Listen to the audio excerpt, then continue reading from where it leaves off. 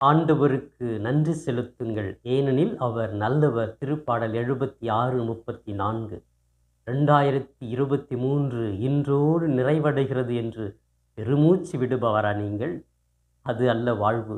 இன்று சிறப்பாக டிசம்பர் 31, 2023 நன்றியின் நாளாக அமைய வேண்டும். இறைவன் நல்லவராக இருப்பதனால் தான் இன்று வரை நாம் வாழ்ந்து கொண்டிருக்கிறோம். நல்ல பெற்றோர், நல்ல உடன்பிறப்புகள், நல்ல உறவுகள், நல்ல வேலை வாய்ப்பு, பயண வேலையிலே பாதுகாப்பு, வியாதியிலிருந்து விடுதலை, நல்ல வீடு, நல்ல உடை, இருப்பிடம் என்று கடவுள் கொடுத்திருக்கிறார். அதெல்லாம் நினைத்து பார்த்து நன்றி பழி பாட வேண்டாமா? இறைவனை துதிக்க வேண்டாமா?